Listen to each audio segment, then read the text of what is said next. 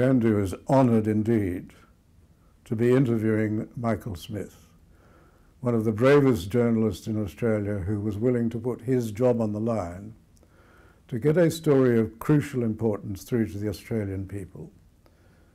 It's about the dark side of trade unionism in Australia. The establishment of a RORT in Western Australia, a so-called incorporated association which was a front for various financial improprieties.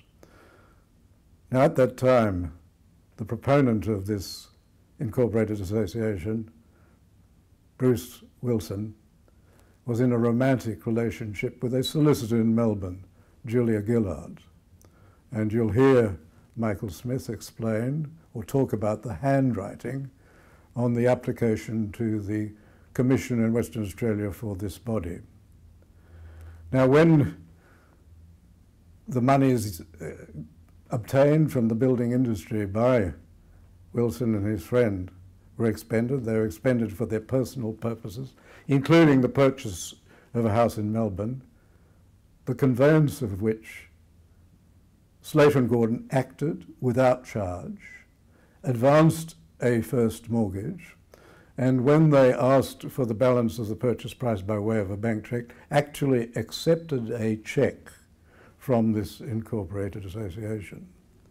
This, of course, all blew up, but the AWU refused to take action to prosecute the two and to recover the money that they had used for themselves. They did recover the funds which had been paid back to the various builders, which they said were monies owing to the AWU, but they refused to prosecute and in fact took active measures to ensure there would be no prosecution. Now, as Alan Jones said when Michael Smith appeared on his program, there are 55 former trade union officials in the federal parliament. Is this an isolated case? Is the Health Services Union an isolated case, or does this go further into trade unionism in Australia? When Michael Smith was about to put this program on air, after it had been approved by the defamation lawyers, Fairfax's defamation lawyers, after it had been approved by the editors, that is the station management, 10 minutes before, a Fairfax senior executive telephoned him and said that the program was not to be put on air. And within a week he was suspended. And we hear also evidence, which is public knowledge, that when a story about this appeared in the Australian, the Prime Minister objected, and the Australian actually withdrew the article from the website and apologised.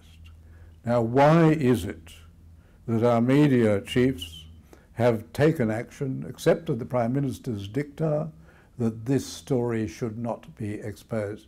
It is a story which should not only be exposed, it should be investigated. It should be investigated by a body which has the power to compel the production of documents and to compel the appearance of witnesses. That is a royal commission. That is the only way we can get to the bottom of this and whether there is a widespread rot within the Australian trade union movement. And in the meantime, legislation should be passed to raise the standards of probity and integrity required by trade union officials to that of company directors in Australia.